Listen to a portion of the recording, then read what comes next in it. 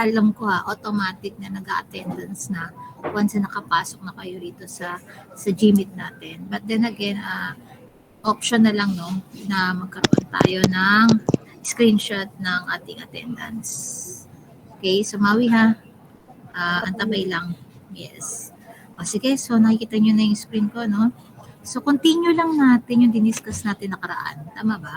We discussed already the introduction. So nakikita nyo to, tama? So na-discuss ko na to, right? Hanggang saan tayo natapos? Okay. Saan tayo natapos here? So I think natapos tayo dito in terms of why use a language like C++. Tama po ba? Admit ko lang. Maria Carmela, saan tayo natapos ng discussion? Alam ko maiksi lang yun eh. Just to introduce the C++. Saan dito? Okay, kung naaalala nyo pa, malamang ulitin ko. O nakalimutan na eh, no? Nakalimutan nyo na kaagad. Ha? Hello? Maria Carmela? Hello? Ma'am, hindi pa po ata tayo nakakarating. Hindi pa ako nabigyan ng kahit konti na introduction. Parang na-discuss ko na. Sige. May introduction po banda ata? Yung pinakauna lang naman. Hindi naman lahat. Okay. So, sige, ulitin ko na lang para ma-refresh kayo. Okay, sige. So, meron pa papasok para may ano pa. Wala na. Wala na 2 minutes after na tayo ng okay. So, kailangan matapos tayo within 1 hour yata eh, no? So, hindi pa rin yata restricted pa rin yung time natin. Sige. Okay na? So, let's begin na ha. Okay, so here is our topic. So the introduction to C++. So here, okay, as its core, a computer is just a processor with some memory capable of running tiny instructions like store 5 in memory locations 2, 3, 4, 5, 9. So this is an example, okay? So how we will instruct our computer or our CP, okay, using programming languages. So, ang objective talaga when we are using programming languages like C++ is to instruct our computers. Kasi hindi sila basta-basta na re-request or nauutusan when it comes to providing the implementations or any applications na kailangan ninyong gamitin. Okay, so we use development tools to provide the instructions for our PC. So why would we express a program as a text file in the programming language instead of writing processor instructions? So we are using languages for that. Okay? So that is the objective. Meron pa bang papasok? Wait lang ha. Okay, last na yan ha. Last na. Okay, so saan na tayo? Yeah. Okay, so here, okay, so the advantages, okay, in using C++. Of course, the conciseness. Programming languages allows us to express common sequences of commands more concisely, meaning consistent when it comes to providing the syntax, okay, na encode natin for our system development, etc. So C++ provides some especially powerful shorthands. Then another is the maintainability. Modifying code is easier when it entails just a few text edits. Okay, so instead of rearranging hundreds of processor instructions, C++ is an object-oriented, more on which provides improves maintainability. Meaning, in terms of programming, naka-modular siya. So basically, if we can edit or we can change or modify some of the syntax or some of the instructions given for the languages or for the C++, we can edit it without affecting the other syntax that we are already encoded or already used in our C++. Okay, another is the portability. So different process makes different instructions available. So programs written as text can be translated into instructions for many different processors, meaning adaptable. okay, to any specifications. Kaya portability, meaning it is flexible, okay, in any operating system possible, in any specifications of a hardware, we can use C++. Okay? So, anywhere and any place, parang ganun ang dating niya. So, in terms of programming, anywhere, and of course, any computers specifications. Okay? Yun. So, here, it can, one of the C++ strengths is that it can be used to write programs for nearly any processor. Okay? So C++ is a high-level language. When you write a program in it, the shorthands are sufficiently expressive that you don't need to worry about the details of processor instructions. So, in terms of language, kung sabing high level, it is more on English-like statement. So, naiintindihan natin parang English statement siya, but not. Okay? Kasi it is a programming languages kasi. Okay? Pero alam naman natin, di ba, nakakapag-comprehend naman tayo in terms of English terms or English phrases, ganun din. Okay, sa programming. Kaya, look, example, gagamit tayo ng if and else. Alam natin ibig sabihin ng if and else, di ba? Ganun din yung meaning when it comes to the programming language. Kaya lang, syempre, may format siya. Because different nga ang programming languages to English statements or English sentences. Okay?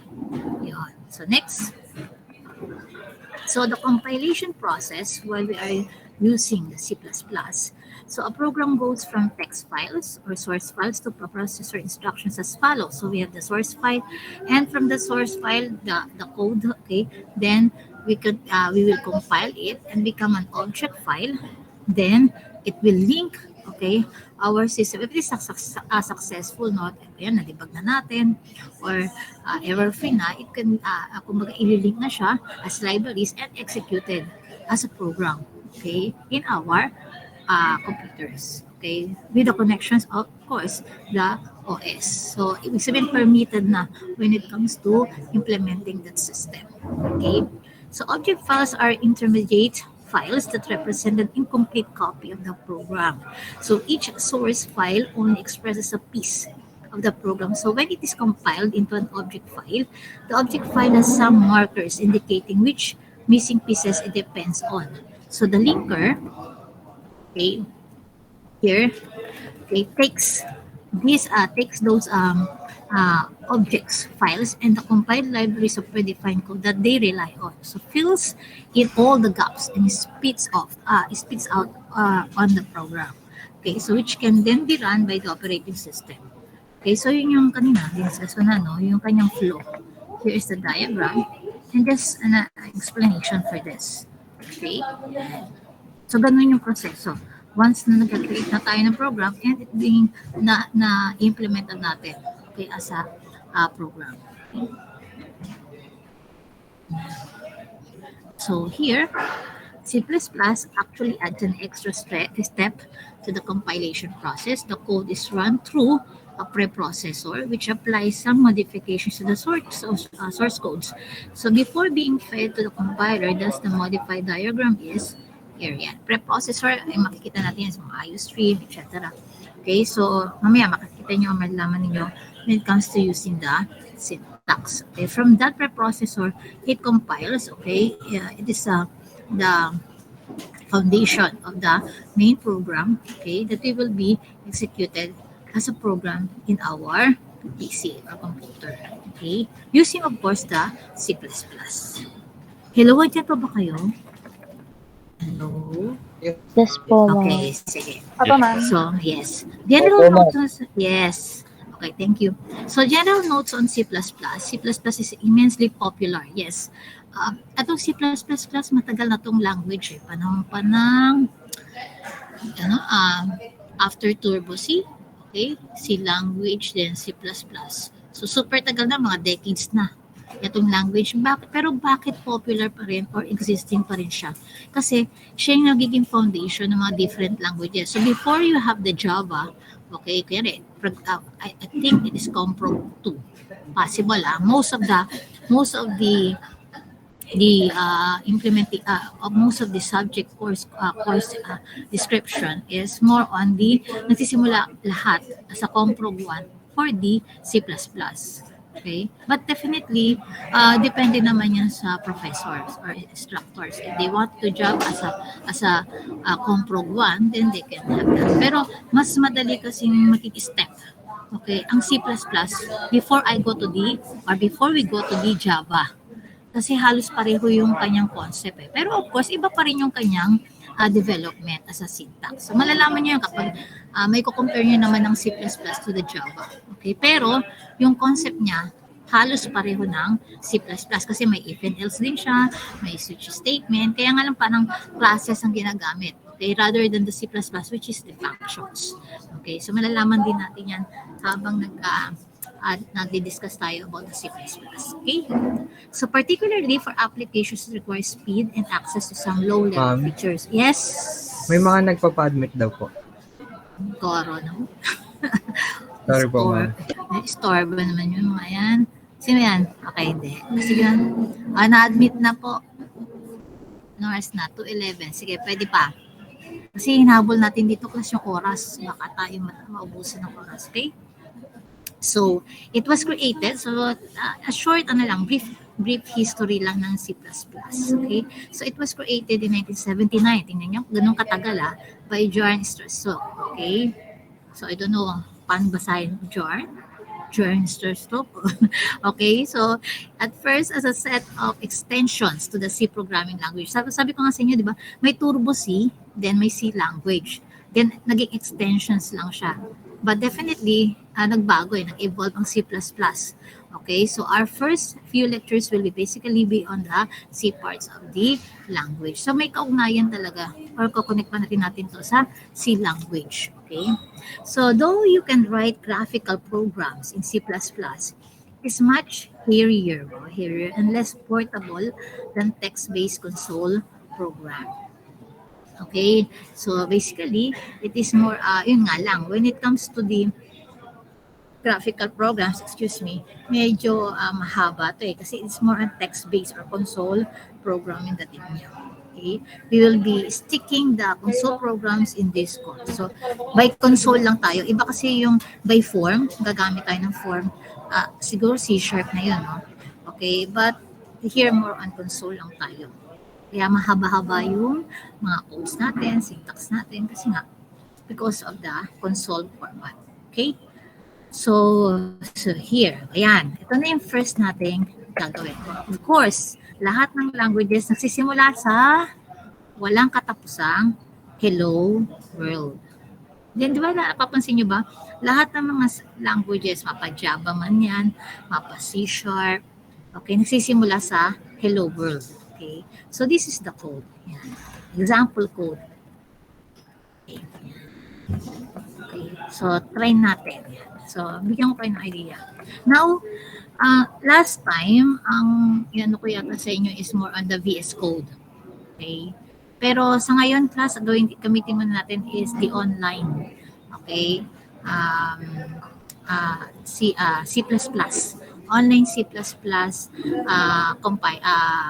programming environment yon. So paano siya? Okay, wait lang ha. Tingnan niyo mabuti ha. So sige, kantunin lang natin. Ay, meron pa pala. Okay, tingnan niyo mabuti class, tuturuan ko kayo ha. So here, alam ko meron na ako rito eh. So just type on your Google. Okay, yan. Online C++. So dito tayo mag-coding na muna. Yung VS Code siguro via HTML na lang kasi mayroong gumagamit na through HTML. Okay? So, sige, dito muna tayo sa online since nakagamit naman tayo ng online. Para meron lang kayong idea. Okay? Yes, yun yan. Can send a photo. Yes, yun yan. Ano yan, Kent? Okay. Chicken talaga. Okay. Wala po ma'am, attendance purposes. Okay. Sige. So, ang pipiliin natin dito, class, ito, nakita ko na itong online compiler programming.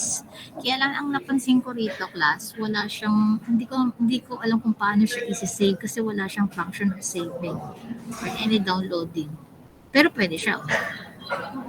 Okay, yan yung pwede tayong ito maging text editor natin, then iraran natin as a program. So, kanina, di ba, ito yung example niya, run it.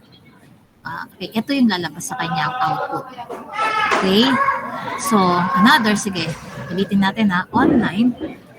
Ito po gagamitin natin muna ha. C++. Okay. Ayan, sorry, online C++. So, click natin yan. So, dito tayo pupunta, class. Ayan. Okay. So, ito maganda to. Online GTV. Ayan. Pansin nyo, ito yun. Okay. Ang kinaganda nito, class, merong debugging, meron siyang download. Okay. Alam ko, pwede rin siyang pwede mong i-save yung code mo. Okay, so sample lang. Okay, gawin lang natin is i-copy kasi ito yung tamang code. Diba? Kapareho. Sige, balik tayo dun sa sana nako, ayan. Bumalik tayo rito. So, copy lang na muna natin to. Makaka-copy mo yung sa baba. Okay. Ito lang Shift. Ay, sorry. Shift. Ay, napasobra. Yung code lang muna. Yan, ito yung code. Hanggang sa 8 tayo. Control-C mo. Then, try lang natin siya. Sana. Wait. Ano nangyari? Okay, sige. Okay, so close lang natin. Then, dito tayo punta. Ito yung gagamitin natin, ha? So, obviously, pwede natin ilagay dito. Yan. Then, Control-V. Okay. Control-V. Mabagal lang yung internet ko. Wait lang Okay, sige. Burahin na lang kaya natin to. Wait natin. Yan. So, you can delete that. Okay, actually, pwedeng i-delete to. Kasi ano lang naman siya. More on comment. Papaliwanag ko rin sa inyo kung ano yung comment. Okay, so sige, ito na lang. Kunin na lang natin to. Hindi gumagana kasi siguro naka-PDF siya. Control-C. Then, we have the Control-V. So, this is the code, right? Yeah. So, example lang, na-type natin. Ito yung hello world. Okay, so papaliwanag ko yung stdc out and the cin. Okay, so yan yun. So, yung example niya. Okay, then run it. Kung gagana. Ito yung compiling. Yan, gumana siya. Hello world.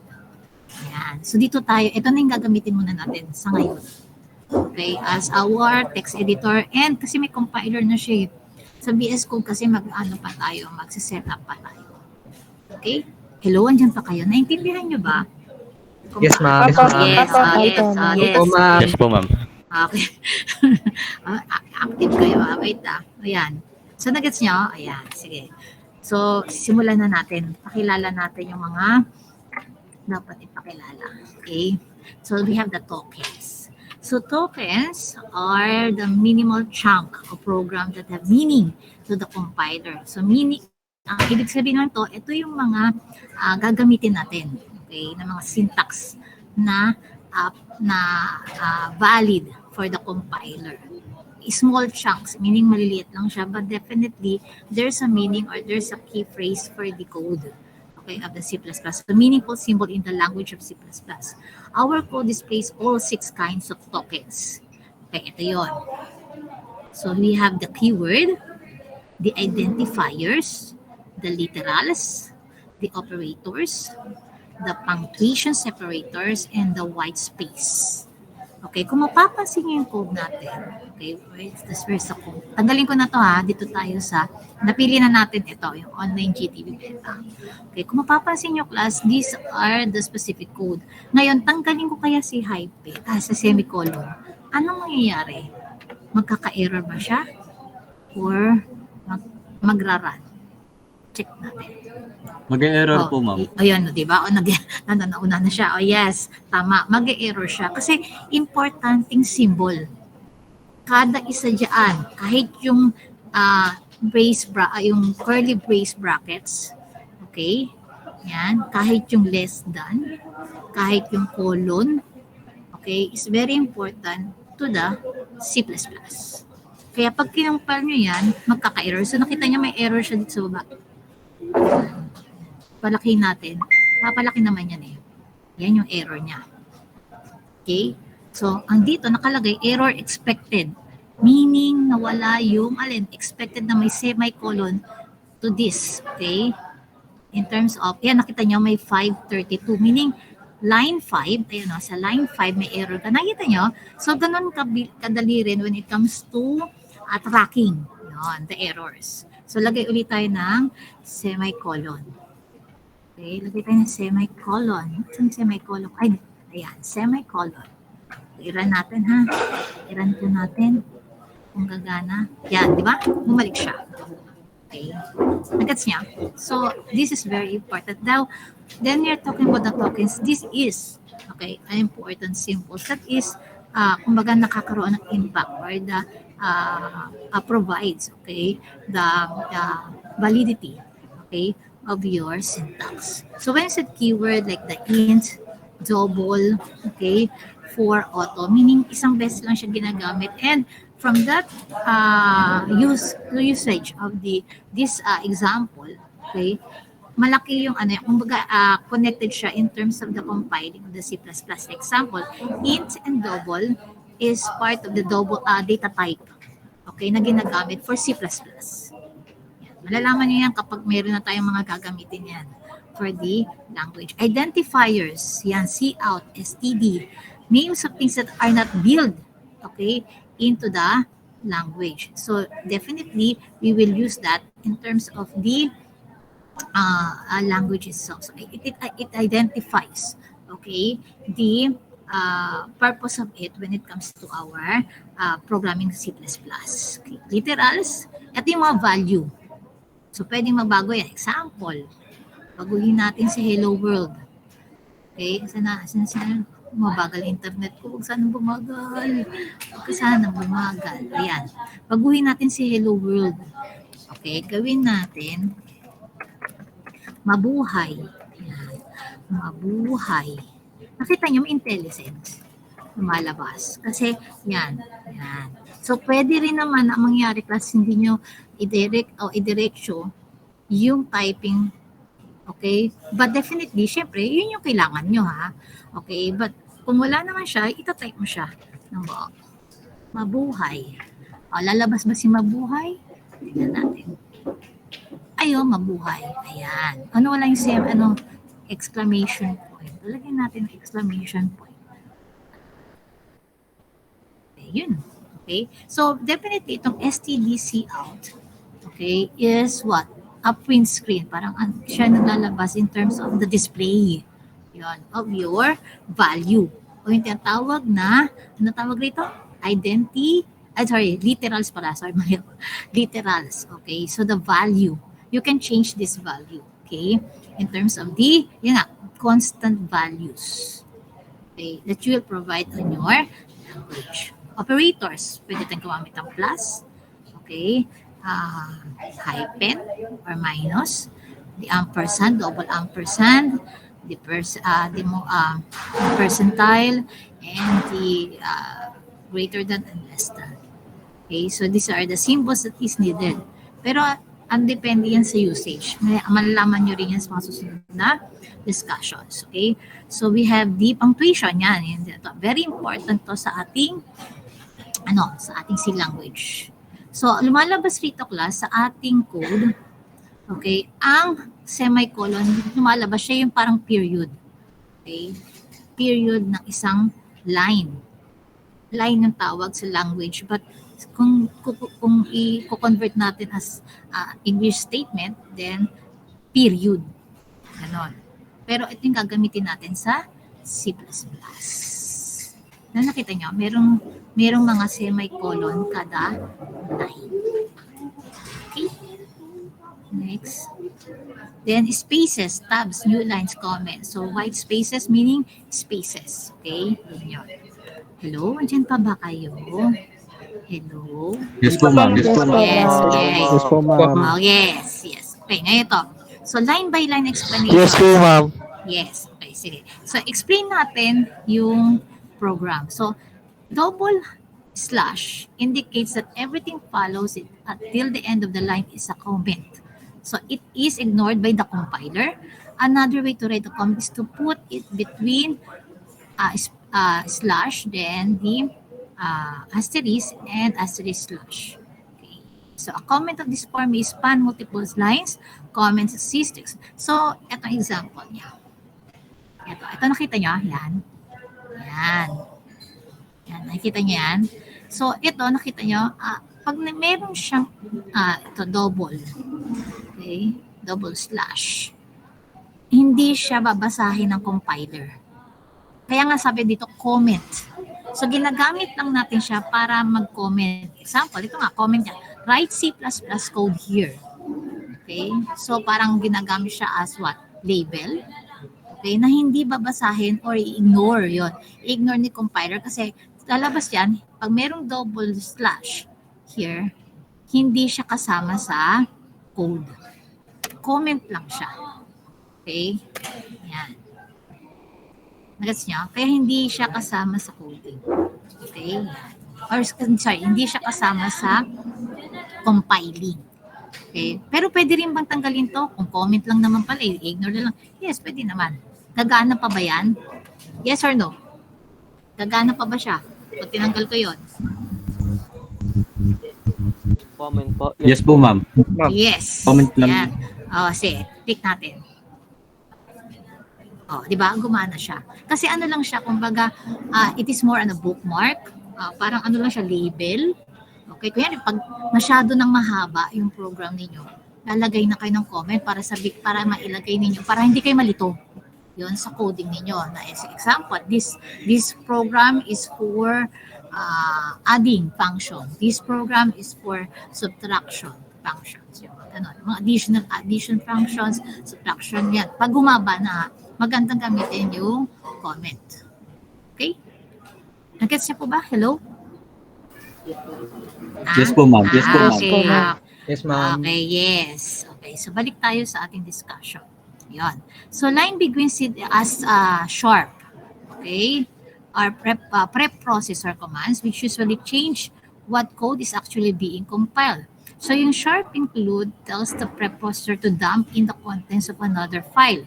Here, the IO stream file which defines the procedure for input and output. Ito yung pinaka-basic, yung IO or input and output stream. Okay? So yan. Laging mayroon yan sa unahan. Sharp include input and output stream. So, ang pinag-usapan lang dito is more on preprocessor for input and output of your program or code. Kaya lagi siyang nasa unahan. Okay? Meron siya sa unahan. Okay? Next. Yan, next. Okay? So, int main function defines the code that should execute when the program starts up. So, the curly braces represents groupings or batching of multiple commands into a block. More about the syntax in the next few lectures. So, ito, madalas natin makikita to yung mga int main. Okay? Kasi magkakaroon tayo class, kung mahaba na yung program nyo, magkakaroon ng different functions. Okay? So, ngayon, pinaka-basic is you have your main program or main functions. Okay? So, yun yun. Kaya int main with function, di ba? Which is the parentheses. Open and close parentheses. And of course, naka-block ito in terms of what? Kita nyo? Curly bracket. So, it is a group in terms of, or it is included in terms of the int main functions. Yan, importante yan. Ito yung nakapaloob sa, okay, int main function. Okay? So, yan yan. Meron tayong first and the close brackets and the open brackets for closing. Okay? Yan. Actually, pwede yung babayan. Okay? Yan. Pwedeng ganyan. So, hindi naman kailangan dapat nandito. Okay? So, ang purpose lang is nasa loob.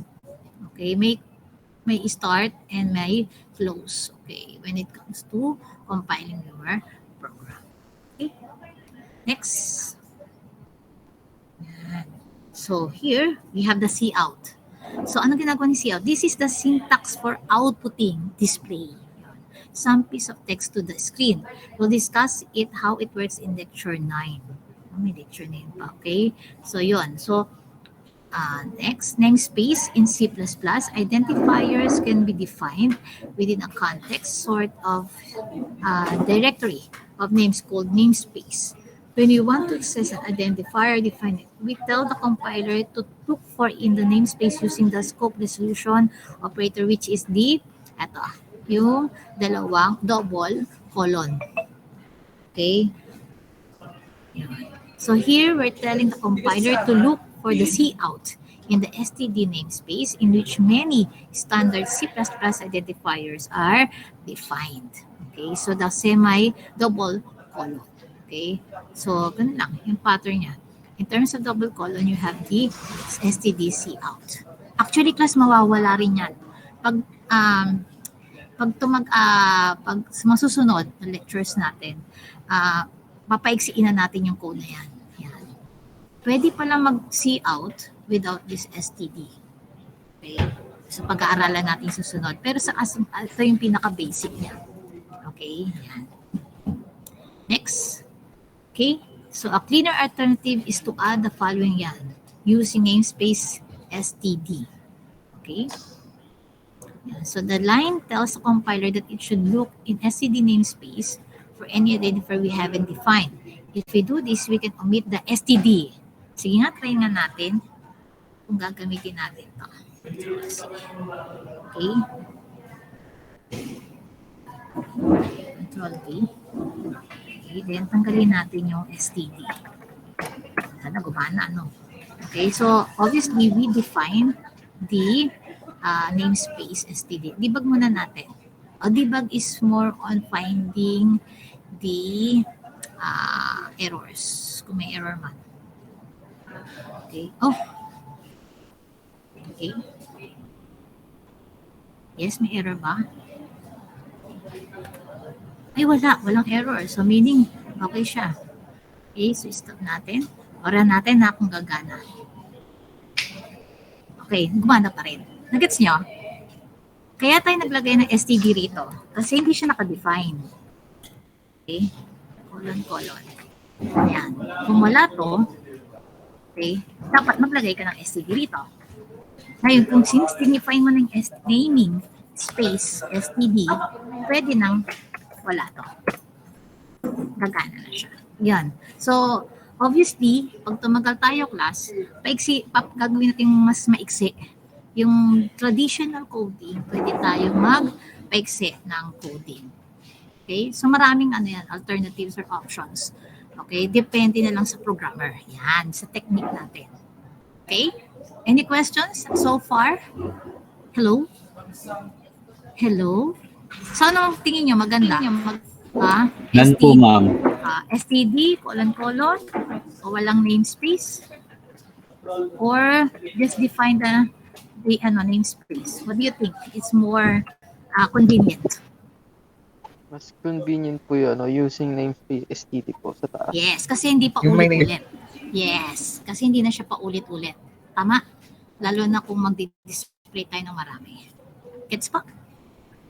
Okay, sige. Okay, next. So, string sa sequence of characters such as hello world is known as a string. Paano pa natin ma-define yung mga data type? Di ba? Pag sinabing string, ano siya? Tingin mo. Ang hello world daw is string. So, basically, ano siya? Yes. Letters po. Yes. Okay, tama. All alphanumeric. Meaning, you can combine number and letters. Tama ba? Then, how about int? We are talking about what? Integers po. Yes, numbers lang. Okay. So, depende kung anong data type. So, tama, di ba? Hello world is string type. Okay. Next. So, escape sequences. So, what's this? The \n indicates a new line character. It is an example of an escape sequence. A symbol used to represent a special character in text literal. So, here are all the escapes that you can use. Sige, try na nga natin to. Ayan. You can use that as \a, ano ba? \b, okay? Sige, try natin. I think I needed, okay. Kung lalagay natin dito, di ba naka-namespace naman tayo? Cout. Okay, so I think I have to Control C. Okay, Control C ko lang, Control V.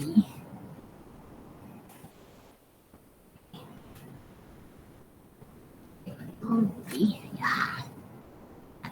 Anong lalabas sa kanya? Mabuhay 1, mabuhay 2, okay, mabuhay 3. So, tingin nyo, gusto ko kasi ganito, magiging output niya, pababa. Okay? Magiging ganito ba yung itsura niya, yung output niya, or dikit-dikit sila sa iisang linya? Dikit po sila sa, Dikit-dikit po. sa isang sideline. Parang, alam niyo na yata ito eh. Di, tama kayo eh. Alam niyo yun. Sige, run natin. Ano ba mangyayari? Di ba? Nakita niyo? Dikit-dikit sa isang linya. So, gamit tayo ng backslash n. Yun yung ginagamitan niya. So, backslash is new line. Tama ba? Try natin. Backslash n. Okay. Saan tayo? Saan yung code ko? Dito lang. Sige, lagay tayo ng backslash n dito. Tama ba? First backslash n. Tama lang. Ayan, yun. Namespace, oh. New line. Wala ba new line dyan? Try lang natin, ha? And, try lang. Backslash n. Ay, sorry, mali pala. Ito, backslash. Huwag niyong gawing slash, ha? Backslash n. Ano kaya gagana? Pero di ba kung ano, baka error, eh. Ay, okay, walang error. Talagang nagiging safe, eh. So, ano na mangyayari kaya? Ano magiging output niya? Dikit-dikit pa rin or hindi? Hindi na po, ma'am. Sure? Okay, run natin. Diba? Nagets nyo na? Nagets nyo na po yung gagamitin nyo? Yan. Yes po. Tingin na lang kayo dito. Okay? Ewan ko lang itong ano, A. Hindi ko natatry yan eh. Ayan. You can have backslash T for tab. Ngayon, kung gusto niyo magkaroon ng quotes, double quote, di ba? Ang double quote kasi sa language, importante, tama? Sa C language. Kasama siya sa sa coding. Gusto ko magkaroon ng quotes sa dulo. Hindi siya, ang tawag rito, exclamation point. So, paano ko lalagyan? So, you can use backslash, double quotes. Kasi class, hindi mo pwedeng gamitin yung ganito. Kasi magkaka-error. Kasama kasi siya sa compiling ng program. O try lang natin kung magkakaroon si mabuhay ng double quotes. Sira natin. Debug kuya. Debug muna, syempre. Gumagana pa. Okay, stop ko muna. Run. Iraran ko na siya. Kita niya? Mabuhay, then double quotes. Kung gusto niyo lagyan ng double quotes, gagamit kayo ng backslash double quotes. Yes, may Okay na? Nag-gets nyo? So, magagamit nyo siya. Okay, as a reference. Then, return 0 indicates that the program should tell the operating system it has completed successfully. So, this syntax will be explained in the context of functions. For now, just include it as the line in the main block. So, possible, mawawala rin yung return 0 na yan, but as far as the operating system and as far as the compiling basic, you have to put the return 0 to return the output. Okay, simple as that. Okay? Any question for our first encounter programming? Tanong? Hello? May question po ba? Wala po, ma'am. Wala. Okay, so sige, gawa tayo ng basic language. Sige. Gawa tayo ng first activity. Okay, just put the display of your name, okay, and information. So, bibigay ko naman sa inyo yan sa, tawag dito, sa inyong G-Classroom, yung first activity nyo, which is just display the information, okay, pagdating sa using the C++. Okay? Yes, may pumapasok pa ba? Hello? Ay, si Rolly, late na. Sige, continue natin para mas okay siya. Continue ng konti lang. So, na-explain ko naman yung parts, tama? Yeah. So, the basic language features, so far our program doesn't do very much. Of course, it's more on displaying lang naman. Okay, so a first few definitions. So, a statement is a unit of code that does something, a basic building block of a program. So, ang tawag dito class, okay, in terms of your language, okay, here is a statement. Kada semicolon and pinaka-last is semicolon. This is a statement. And of course, another word is line. Okay. Statement 1, statement 1, statement 2. Yan. Yan. Mga statement yan. Okay. Or line. Okay. So, this is a term. Okay. Then, an expression is a statement that has a value. For instance, a number, a string, the sum of two numbers. Yan, pag, example, the hello world, okay, are all expressions. So, there are yung mga value. Okay, naglalabas ng value. Okay, so that is the expression na tawag sa kanya. Okay? Ano ko, discuss ko na ito, yung operator, di ba? We can use the different. So, mathematica na ginagamit natin as an operator is plus, okay, the hyphen, the asterisk for multiplication, the slash for the division. Okay? So, you can use that symbol for mathematical operations. Okay? So, logical naman, we can use and or. So, i-discuss ko pa yan class kung paano gamitin yan. And the bitwise used to manipulate the binary representations of number, we will not focus on this. Siya nagsabi, we will not focus on this. Okay, so data types. O yan, discuss ko na rin yan. Kasi di ba, like string, ints. Then we have the floating point. Pag sinabing floating point, ito yung mga decimal numbers. 3.142. So, ginagamit ang floating point possible sa mga grades. Diba? Kung gusto niyo maging output is may decimal point or exact, then you can use the floating point data type. So, ito yung mga different data types. You can use the char, okay, which is the single text character, small integer indicated with single quotes. Okay, char. Okay, int for larger integer, boolean, true or false, double, which is floating point numbers. Okay, yan, mga ganyan. Ito yung mga sample niya na magiging output. Yan. Yan. Okay? So, pag ginamitan natin yan, so doon muna tayo siguro sa display. Okay? Okay, saan na tayo? Okay, so sige. Ano oras na ba? Sige, tapusin natin kung matatapos natin. Okay, so assigned integer is one that can represent a negative number, or an unsigned integer will never be interpreted as negative. Okay, so it can be represented a wide range of positive numbers. Most compilers assume signed if unspecified. Okay, so in terms of representing the negative and the positive, okay, it is being not considered, okay, na pinaprovide ka agad-agad when it comes to the negative or the positive. It depends on the special way of providing it when it comes to programming. Okay, so there are actually three integers: short, int, and long. So hindi lang int lang. Okay, meron tayong tinatawag na short, int, and long in terms of integers, three types. So in non-decreasing order of size, int is usually a synonym for one or the other two. So you generally don't need to worry about which kind to use unless you're worried about memory usage or you're using really huge numbers.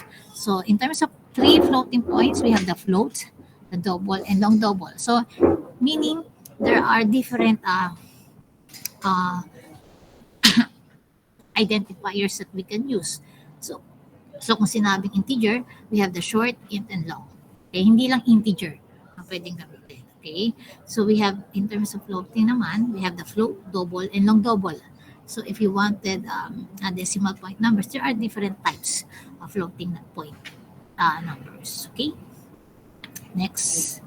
Okay, the sizes ranges for each type are not fully standardized. Those shown above are the ones used on most 32-bit computers. So I think this will be provided when we have our first activity. So an operation can only be performed on compatible types. You can add 34 and 3, but you can take the remainder of an integer and floating point numbers. So basically, in terms of operations, it will take us a special code or descriptions of syntaxes when it comes to providing the remainder. Okay? So kaya nga medyo if we will have that kind of system na mayroon siyang remainder, there's a way Okay, hindi basta-basta rin when it comes to providing the remainder. Kaya most of the time, if we will have the mathematical operations as a program, as much as possible, it's via floating numbers or via integer or whole numbers. Okay. So an operator also normally produces a value of the same.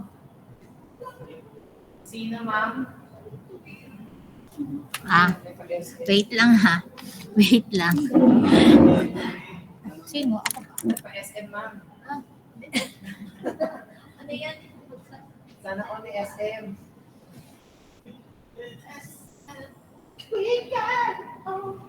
For you.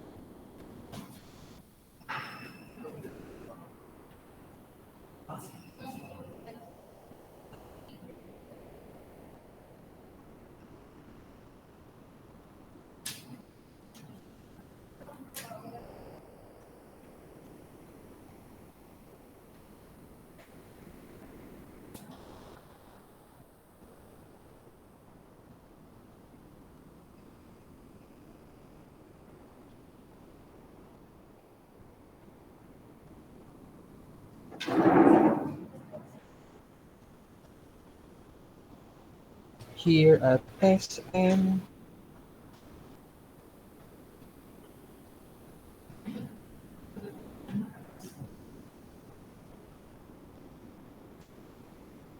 Here at SM.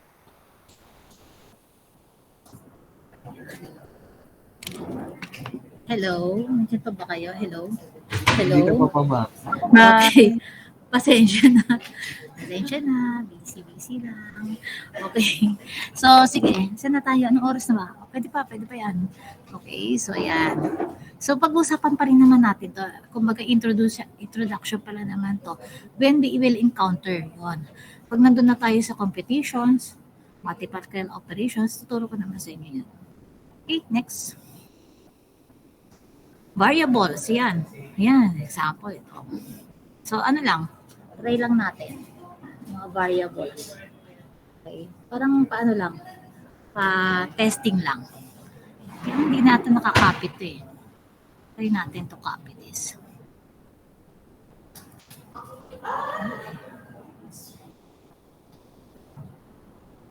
Control C. Lang ako ma-attach ko siya. Okay, so close ko yan. Ayo. Yan. Naging ano. Kasi nga, okay. Wala na. Sige. Hindi ko lang malalagay. Ay, sige. Try ko lang ha. So, ito lang naman yun. Iano ko lang pala. Tataas ko lang naman siya. Using, tanggalin ko yung 2. Using namespace std. Namespace. Using, may mga BP rito. Yan.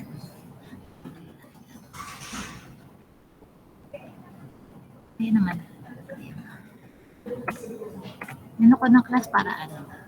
Para may idea kayo. So here, we are providing the int x.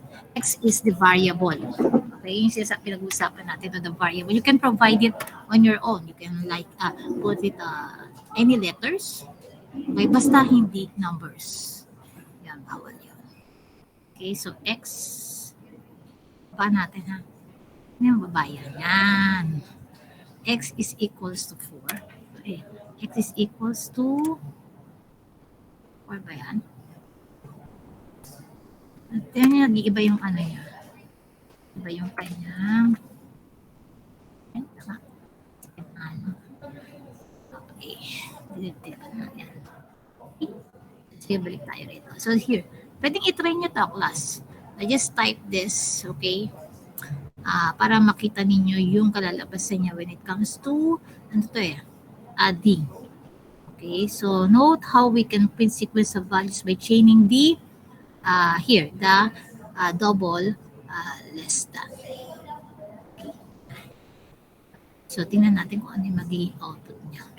So, here, pinapaliwanag yung every line that's being used. The name of the variable is an identifier token, tawag ron.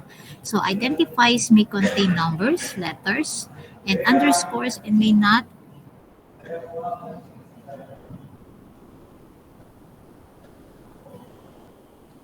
okay, may not start with a number. Okay, so line 5 is the declaration of variable x. We must tell the compiler what type x will be so that it knows how much memory to reserve for it and what kinds of operations. Sige, try nyo to, class. I-type nyo to sa online C++ natin. Yan, kung ano yung kalalabasan niya o yung ano yung magiging output niya. Okay? So here's the paliwanag. So we could replace 5 and 6 with a single statement that does not hold declarations. Okay, and of course the last is the input. Okay, mukhang ano tayo, yung paggamit ng CE naman. Di ba may C out is display. CE naman, you will input. Yan. Mukhang man na tayo Isang ano na to, C out and C in. Okay, and debugging. Sige. Sige, class, ganito. Try nyo itong dalawang, ito yung first activity nyo, class. I-run nyo po itong here. Okay. Yung variable, under the variable, i-run nyo lang po ito. Okay. And under the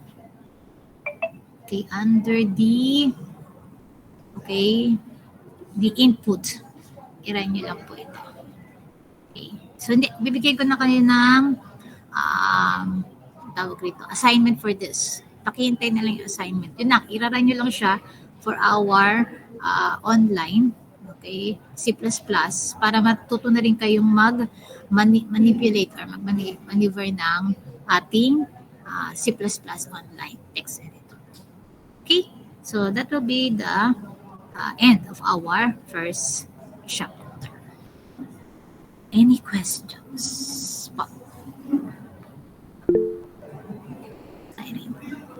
Hello? Any questions? Yes, hello? Ano yan? Hello? Ano? Pwedeng? PM mo nga. Ay, message mo nga. Ano yan? Tuloy-tuloy lang po, ma'am. Hindi ka naka-line break. Hindi naka-line break. Okay. Tuloy-tuloy lang po, ma'am. Hindi naka-line break. Okay, sige. Well, at least alam nyo na yung idea. Okay, nang gagawin natin. That's okay yun. Good thing rin in a way that kahit paano na gigets nyo rin yung dinidiscuss natin. Because you know and you analyze. Yan. Nakita ko sa inyo, meron na naman kayo mag-analyze when it comes to reading the code. Okay, or analyzing the use or the functions of the syntax. Okay. Yes, ano may gustong sabihin si De Los Santos, Joseph? Yes, De Los Santos? Kapag i-submit yung assignment mo. Medyo parang may sa'yo, may ano ba to? Ay. Parang may static po yung mic niya. Sa akin, may mic. 10 kay De Los Santos. Kay De Los Santos. Mo, De Los Santos, Chat. Yan, saan po isasubmit yung assignment, ma'am? Dito, sa G Classroom. Di ba meron naman siyang kakayahan para mag-submit. Okay, so yun. Hintayin nyo lang. Hintayin nyo muna, syempre, na ilagay ko, i-upload ko yung assignment. Kung wala ko yung na-upload, syempre, wala pa kayong activity. Pero once na-upload ko na, you have your activity. And I think, from the G Classroom na kayo magsasubmit. Any questions pa po? Naintindihan niya ba yung discussions natin? Actually, ano na tayo? Pwede na tayo mag-code. When it comes to displaying or see in or see out, using the see in, see out, using the data types. Okay? Pwede na. Yes, may question po ba? Kailan po deadline ng assignment po? Once na-upload ko, andun din yung deadline. Okay, pero pag hindi pa ako nag-upload, of course, walang deadline. Okay, so I think I'll give it a 1 week. Mga pala class sa Monday, possible baka hindi ako maka-attend. Okay, so, pero, i-online ko kayo para tuloy-tuloy tayo. So, dire-diretso pa rin tayo kahit na hindi ako papasok sa Monday. So, i-announce ko naman yung klase na hindi ako makakapasok through online. Through face-to-face pala. Sorry. Okay. Yes, Del Santos. Sorry, Del Santos tuloy. May tanong pa po ba? Sino pa ba may tanong? Hello. Malalaman niyo yung deadline kung sa binigay ko ng assignment. Kaya lang since hindi ko pa nabibigay yung assignment, of course, there's no deadline pa. Han. Okay. So yes, Del Santos. Abot po dun ma'am sa ano. Actually, nabanggit ko, may hint na ako, di ba? Nag-hint na ako kanina. Iraran nyo lang yung kanina under the variables ba yun? Yung kanina, na hindi natin naran, kasi nga, yung copy-paste ko hindi okay. Di ba? Then, yung second, nagbigay na ako ng hint. Pero, sabi ko nga sa inyo, ibibigay ko yan through assignment. Para hindi kayo malito. Yun lang yan. Para hindi kayo malito. Okay. May question pa ba? Hello? Na po ata, ma'am. Nana. Okay. Well, I hope may natutunan kayo. Okay, so, yes, Maui. Screenshot po. Screenshot po tayo. For attendance. Alam na ni Maui gagawin niya.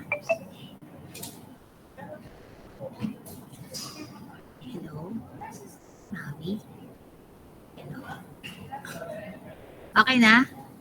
Maria Carpe na. Okay na po? Apo. Okay, so sige, I'll see you on Monday online. Okay, pero mag-a-announce pa rin ako class kung papasok ako na Monday. Okay? Thank you po, ma'am. Thank you po, ma'am. Thank you po, ma'am. Thank you po, ma'am. Thank you rin po. Thank you. Bye. Thank you. Thank you po. Okay, thank you po.